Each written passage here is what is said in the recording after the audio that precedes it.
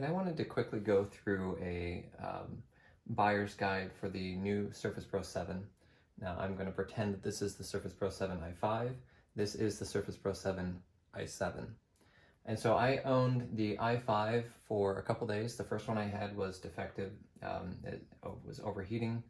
At least I believe it was overheating, and that was causing some throttling issues, so it was not performing as well as the Surface Pro 6. I returned it. They were wonderful, very easy to work with. And the i5 that I got performed way better than the Surface Pro 6 i5. So I brought it back in because I was excited by how much better it performed that I thought the Surface Pro 7 i7, the Performance Champ, and the Silent one.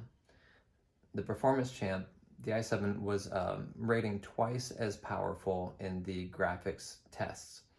And so that means if you were running a game at 20 FPS, that there was a chance that this one was going to run them at 40 FPS, which is a very playable frame rate. This being able to do so much more than I was expecting just made me more excited for this one. If I'm gonna have a machine that I am quote unquote stuck with for a year, and I don't want to say that in a way that sounds ungrateful. I'm very happy to have these computers. This one is the one that I wanted to be stuck with. And the price difference was really not that bad. The Surface Pro 7, the i5, you could get for as low as 600 something with the 10% discount. If you're not aware of how to do that, I have a link in the description. $600 for the i3 model, which I'm not sure who is going to get that. I'm sure it's fine, but with the i5 128 gigabyte model for $899 or $809 with 10% discount, that machine for that price is way better than anything we've had on the market in that price range ever, as far as I know. And for what it can do at that price point, 128 gigabytes is fine. Lexar makes a micro SD card. This is the Series 2, and I'm not sure all of the naming mechanisms on this. Series 2, XC2, it has the 3 in the little tiny box. I'll put the link to this one. This and the SanDisk, they make a brand new SD card, micro SD card, that does 270 to 275 megabytes per second, which is roughly twice the speed of the older 7200 drives, which is the predecessor to the SD or the SSD drives that are in all of these solid state drives. Point being, the cheap versions of these micro SD cards are stupid slow. And this is faster than our last generation of hard drives, hard disks that actually spun. So pretty fast, not as fast as the SSD. $70 to double from 128 gigabytes to 256 of usable space. You can game off of these as well. Like, you can install Steam. You need to make sure that whatever program you're using that has games on it will actually install to a location of your choice, because some of them won't. Like, I'm not sure how to get the Windows Store to actually allow me to install to an external hard drive. However, if I figure that out, great. Granted, it is slow downloading to this, and I'm not sure what the actual issue is for that. But the back of that is very interesting, by the way. But the card actually reads at 75 megabytes per second transfer up and down. Anyway, this is not about that. So the Surface Pro 5 i5 128 gigabyte for $800, roughly $800, plus the keyboard.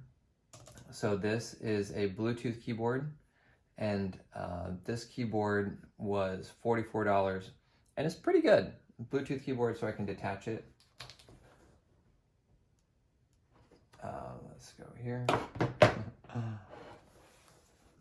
And run, and it works pretty good. The thing that I don't like is you can see Win key down, Win key plus B, Win key plus A. There's some shortcuts that they map to the side, so if you want to use this, just you want to keep your fingers in the center of the trackpad to keep from accidentally triggering some of those extra ones. Anyway, $44. The pen that I use is the Raphael stylus. It's the Raphael 5. I'll put the links also to this in the description. Anyway, the point being, you can get the Surface Pro 7 i5 with keyboard and stylus for less than $1,000. It's a pretty good price. I would not recommend getting the 256 gigabyte version of the i5 ever at all. And the reason I would say that is that price point is only $150 away from the i7 model, and this is so much better. Performance-wise, it's way, and you can play, and granted it's low settings, but most of the AAA games, I played Gears of War 5, I played Forza Horizon 4 on this, and a number of other games that really should be far too graphically intense for a slim and light tablet to handle. And it actually runs them decently. Metro Exodus runs on this, and they're fun, and they're really fun to play, and it's just this little tiny slim device. So I would not get the 256, I would get the i7. Use the 10% discount, it's going to take $150 off. If you get the keyboard, aftermarket pen, you're saving $150. And so that's $300 less doing it this way, and you can get this device. And here's the thing, this is a standard keyboard, it's $120. The standard pen, $100, now it's $79. If you're looking at buying one of the two devices, this one outfitted with these, which you can buy later if you don't like this. You can return this on Amazon. It's very easy to do, and it's very hassle-free. They'll print out a return label. You don't even have to pay for it. But if you do this, if you try this, you're getting this machine and the i5 Surface Pro 7 with 256 gigabytes for the same price. And this one has 16 gigs of RAM and 256 gigabytes in it already. So you're getting 8 gigs more of RAM, a much faster processor. Either the 256, the 512, I don't think is worth the money. Not that it's necessarily a bad price, but the 512, I would buy external storage if the price is an issue at all. If the price is not an issue at all, get the 1 terabyte one. And it's not like you're going to regret having extra storage if you can afford it.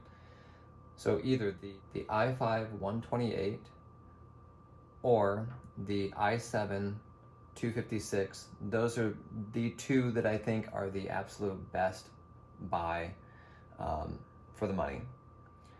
And as far as you're looking at these two things, you can do pretty much the same thing on both of them. You can game on the i5 model. This one is fanless, and that was actually one of the biggest concerns for me, fanless, because I used my Surface Pro 7 at church for note-taking and in a Chinese class that I'm in, and I really do not want a loud fan interrupting or annoying people or distracting from what's going on. And if you put this one into the battery saver mode and just drop it over to here, you can very easily keep it extremely quiet. And I'm just using OneNote, so it's not going to kick the fans on, and it hasn't yet kicked the fans on when I'm using something as simple as OneNote. So the issues that I was having, the concern that I was having about it being noisy, absolutely not a problem. If you're gaming, you're going to be making some noise anyway, and the fans are not annoyingly loud. They're actually pretty decent. It's a nice whirring sound. It doesn't sound like an airplane taking off or a jet engine, which some of the devices I've had in the past do sound like that. This one being totally silent. I do love that. I feel like the i5 did get hotter here in the back, whereas the i7 stayed a little bit cooler. All right, so in between those two devices, if you guys are looking at getting the Surface Pro X and you have that question, I have a video I put up just earlier today about buy or don't buy the Surface Pro X. I am planning on getting one for review purposes tomorrow, and we'll have a lot more information about it. But if you want to run all of your programs and not worry about compatibility issues, if you want to do gaming or 3D art, definitely recommend. This is what I'm keeping: the 256 i7 with the ultra fast Lexar 128 gigabyte SD card. Although I have questions on whether or not this second set of pins is required for the ultra speed and what that is, what drives are actually capable of reading this. I also have this Excursion. This is a portable battery. It's USB-C, so it'll plug into this and charge it, and it'll double the amount of battery that you have on this device. So if the battery is an issue, this is light enough and small enough to fit in your pocket without a problem. So this is my setup. I also have an Xbox controller that I use with it, and Joy-Cons. Anyway, I hope that helped. If you guys have questions, please put them in the comment section. I will be doing a lot of different reviews. I have reviews on Blender and ZBrush coming up, although I'm still trying to figure out what ZBrush file to use that's big enough, because I have ZBrush Core right now, and that has a limitation of 2 or 20 million polygons, and I need something that can push this further than that. I will be doing a review on Photoshop in this as well, and basically everything else in the 2D drawing category is less graphically intensive or intense. Requires less than Photoshop, so seeing it run Photoshop should give you a pretty good idea. It is faster than the Surface Book 2 running Photoshop, the i7 model here, and I will have a comparison video. All right, that's it. If you haven't subscribed yet, please subscribe, and thank you guys for watching this video.